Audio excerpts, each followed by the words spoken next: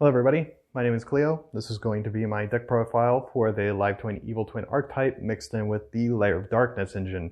Well, you could say the Evil Twin is more of the engine here, but I do find that they have actually really good synergy because you can save your normal summon to do the Live Twin combo in order to get to your Evil Twins, therefore having the ability to normal summon Lilith, even though you're locked out of the extra deck and locked into the Evil Twins only, it doesn't matter, right? As long as you have Lilith on the board with maybe the field spell, if you have it or not, you can start getting a lot of plus because Lilith can actually tribute Lila, which is the one that pops when you special summon it. So there's actually some really interesting synergy in this deck. So I'll go ahead and just get right into it, not waste any time. So firstly, we have the one copy of the boss monster here. Only one, I think it's fine. It's a nice beater if you ever need it. Next, we're going to have triple Kiss or Kill. I'm running triple of the twins each just because I think it's fine. So, triple Lila as well. Just quickly go through it here. I'll start explaining things at the end. Triple Ash, right? Nothing too surprising there. I'll just go ahead and move this off the screen slightly. Triple Effect Veiler, right? Nothing too crazy. Just kind of go through those real quick. And then we're going to have triple Lilith, Lady of Lament. This is an interesting card because it actually works really well with the deck. Really ideal normal summon here if you can get to it. Unfortunately, it is not searchable. And I'm not running cards like Scarm just because I have no realistic way of doing that. I mean, even if I were to choose to run Tour Guide, I can't do anything with the Tour Guide. I'm blocked into Evil Twins. So that's mainly why. Darkest Diabolos. Really nice. I almost want to consider 2 copies of him in the deck, but 1 for now. Arima, right? This guy is going to be getting your field spell, so he's really nice. I definitely... he's not even bad for a normal summon either, so he's really nice. Getting that extra draw power, again, another way of tributing Lilith, or Lila, I mean, in order to get to, you could even search the Evil Twin boss monster with his effect too, which was pretty interesting. So that's pretty cool, even though it's not something I want all the time. It is an option. Triple Lair of Darkness, right? This card is just really good. It kind of makes the deck function, so getting to it is quite nice. Double Super Poly, since we are running Lair of Darkness, right? Everything's dark. Really good. Only double just because there's a lot of cards in this deck that actually has discard cost. So single copy of Terraforming, single copy of Call by the Grave, no Monster Reborn. Deck is already pretty tight. You might be able to work some ratios going. But next is actually going to be the Secret Password card, because this is the card for the Live Twin archetype, or Evil Twin archetype, that searches spells and traps. And the one that you're going to be wanting to search is going to be your Live Twin Home.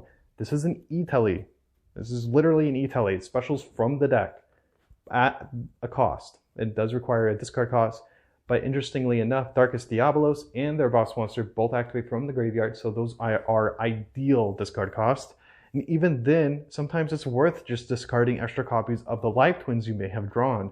It does kind of leave you a little bit vulnerable. It is kind of an all-in play because, say for instance, this does get ashed or something, or along the line it gets veilered or infinite impermanence, you are kind of stuck there. And if you have that extra Live Twin, you may be able to dig yourself out of it. So it is an idea to keep in. There are some more ideal ways of playing this card and not so much, but it is something to keep in mind. Unfortunately for the deck, it kind of does flounder at interruptions. If somebody has an interruption for any part of the combo, it could screw you over unless you have that extra normal summon to kind of pick things up again. Or if you opt to go for the normal summon first with the Live Twins, you could ideally use that E-Telly to fix it as well. So it's not the worst thing, but ideally we want to save the normal summon if we can, if we happen to have another normal summon.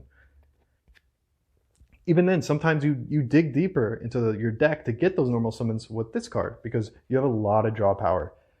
So something to keep in mind. Next, we're going to have, as you saw there briefly, double viruses, only one of each, Full Force, and we have Eradicator Epidemic Virus here. If these cards can resolve, they are devastating. They are very good. I think Full Force especially something that has been overlooked.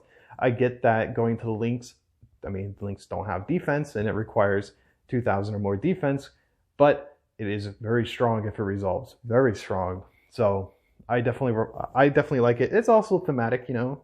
It's a little bat, you know, bat virus and what's going on right now. I'm just saying, you know, whatever. So yeah, an epidemic is definitely Ebola. So you can give your opponent some Ebola as well, which is quite good. And it also, so if you, with epidemic virus, it actually, if you choose traps, it reveals all your opponent's traps on the board. It's like, hey, those are traps. Bye-bye. Quite nice. So double challenge. I'm opting for challenge over back to the front simply because our main focus of the deck is going to be the Evil Twin archetype. Those are the ones that are going to be changing in and out. Lilith is nice, but we're not running too many traps. So I don't want to see Lilith nearly as much as I want to see these Evil Twins going, because you could just dig into your deck into Evil Twin, or into Lilith, or into Arima, right? Another normal summon that's going to be activating and giving you more draws and more advantage. It's really nice. Really, really nice. And lastly, the last trap of the deck is going to be triple Ballista Squad. Even without Lair on the board, Ballista Squad is a very good card in this deck because you can get rid of your live twin or your evil twins on the board in real time, right? You can actively get rid of them while gaining advantage and then get them back on the board and get their effects going again. So say for instance, you have nothing but this one on board, right? And we're going to dig into this soon. You have nothing on this on the board. You already got rid of your Lila. You bring Lila, right? So triple of her. Just going to quickly go over that.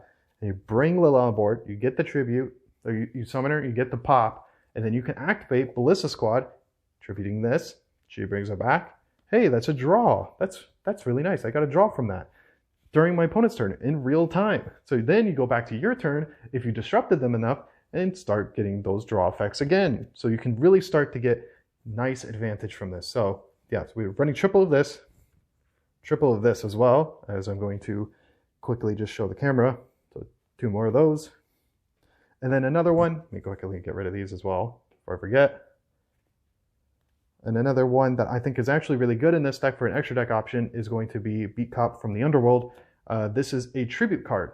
So that's something to keep in mind. It does tribute itself in order. It specifically says tribute in order to put the token on board. And it's a nice way, if say for instance you have Lila on board with your shadow token here, you can, or torment token, sorry, you can tribute, or you can make this card, Beat Cop, and then tribute itself in order to put it on the field spell or whatever, and then your board is clear in order to do the live twin combo in case you have to. Overall, I prioritize the evil twin combo in order to start getting a lot of that advantage, even though I know Lilith is really good. Like I said, we're not running too many traps. One trap that I forgot to mention that I don't have, this is a 40 card deck profile, but this would be number 41. Metaverse. Metaverse is very good in this deck. I heavily recommend it. I ordered it 2 weeks ago. I'm still waiting on it. I've been really trying to wait patient to do this deck profile for Metaverse, but it's just not here. And I just don't know when it's going to be here, if it will ever be here. So yeah, Metaverse, I recommend it. There's actually a extra deck monster that I'm going to mention as well that I don't have, that I ordered 3 weeks ago, and I am patiently waiting for it. Patiently, mind you. But yeah, we'll get into that when I get to it. So next we have the Nightmare Package, Phoenix, Unicorn, and Griffin. Yeah, just options, right? It's not that big a deal. We're not going to be going the extra deck really that often, but it's something to keep in mind. Next is just IP, Apollosa, and then another one that would be here is Unchained, Abomination. It's pretty good in the deck, so I definitely recommend it. You're not really going to be making these. These could easily be something else. I just simply don't have anything better. And this is even a 15 card extra deck. And then next we're going to have our fusion targets for our Super Poly. We're going to have Mud Dragon of the Swamp, and we're going to have our Starving Venom Dragon. Our Starving Venom Fusion Dragon, sorry. There would be the Predaplant, the one that takes 3 darks. It has a really long name. I don't know it off the top of my head. I don't have it just because it's kind of expensive. It's a little pricey, and I don't really care that much. I think 2 is fine. 3 is obviously more efficient, but I think 2 is fine. And that's going to be the extra deck. I don't have a side deck, mainly because I really don't know what I would want to do with the side deck. As of now, I would just do the generic like back row removal and stuff like that. But you know, you could do whatever you want, whatever you think is nice. I don't know if you even really need to run kaijus or something like that, just because we have so many ways of getting over untargetable, undestructible monsters with the tributes. So, you know, it's whatever you want, really. Whatever you think is a good idea, especially in this format. So that's the deck. That's the deck profile. If you're that's it. You don't have to watch anymore if you don't want to. I'm gonna go ahead and just explain what your main combos are going to be, right? The main stuff that you want to keep going. So you draw a secret password, right? Easy way of getting to your E-Telly, your Life Twin home. Your Life Twin home has a discard cost, but it does special form the deck, which you're going to be going immediately into your Kiss a Kill, right? Summon your Kiss a Kill, right? And then you use Kiss a Kill and the other thing to make Lila, and then bring back Kiss a Kill to then get your draw. So you still have your normal summon. You have your extra card, so that's one extra card that we did use for that. This searched immediately into this. This has no cost. So you have your -1, and then you just got it back. And then you could summon either your Lilith or your Arima in order to get some more shit going. So you have your Lilith or your Arima here. And both of those are really good normal summons because you activate Lilith, tribute Lila. She's alive now for the next turn in order to bring Lila back in order to get that pop, right? And then you have the ability to search, hey, I'll just choose 3 Ballista Squads, which the other one was right here that I used as the drawing effect. So set all 3, hey, I can choose a Ballista Squad. You have that now in the back row, and you have that extra draw. So the draw, back row, the pop, the tribute, if you drew the field spell. Not always ideal, well, not always going to happen, but it is really ideal to have it. So this is at most a 3-card combo because you are going to need the discard cost for this in order to start getting the Evil Twin combo going. But that is like what it's going to be. Even if you have to normal summon him in order to tribute her, it is an extra draw. So instead of this being a set Ballista Squad, this could be another draw, which possibly could get you to the Lair or something else, another trap or something.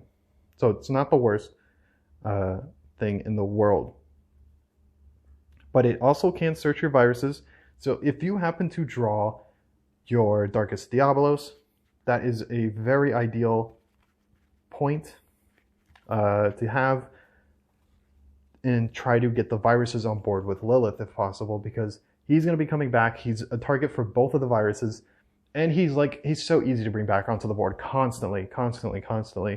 Really good, really good. And plus he's a hand looper as well. So if you can somehow get him on board, and then you could tribute your Lila, hey, they have to send a card back to their deck, which is really nice. So yeah, that's kind of just like the basic combo of what is most ideal, right? There are other things you could do that's obviously doable. You don't always have to save your normal summon for them. If you happen to just draw the Evil Twins, it's fine too, because like I said, you're going to be digging deeper into your deck. And if they happen to get stopped, that's also fine because you still have the backup normal summons. So keep that in mind. I think this deck is really great. Another thing that's funny enough that I'm just going to quickly mention is that their boss monster, the Evil Twin boss monster, actually tributes both of them to summon itself, in order to special summon itself. So that's another thing that might activate Darkest Diabolos. It will activate your Lair to bring a Torment token back on the board. Just like really weird synergy. And Arima even like searches this card too. So if you already had Darkest Diabolos, you could search that if you really wanted to. Secret Password will search it as well. So you have multiple ways of searching your boss monster, funny enough. And it also like kind of it synergizes well with Darkest Diabolos, which is pretty interesting. So that's the profile. If you have any questions, comments, or concerns, go ahead and let me know. I'll definitely keep that in mind and read them because I'm constantly trying to evolve this deck. I think there are some options that I'm missing. One to quickly mention, now that I'm remembering it, is Enemy Controller. If Enemy Controller was a trap, it would be so good, but unfortunately it's a quick play spell card, and it's also it's almost identical to the Evil Twin Present card, which what it does is swap the control. It's basically creature swap. You give them one of your evil twins and you take one of their cards, but you just gave them a free link too. And that evil twin is not going to the graveyard, so you can't get the recursion effect that they're, you know, in my mind, supposed to do. So if that card was literally just enemy controller, it would be so good. It would be so good, but it's not. So unfortunately, enemy controller is just the much better option, but you can't search it, which is definitely a big feels bad, man. If that card was enemy controller, you would definitely be running 3 of it, maybe over the other evil twin I have in the deck. So yeah, that's the deck challenge. Is what I meant to say. Thanks for watching. See ya.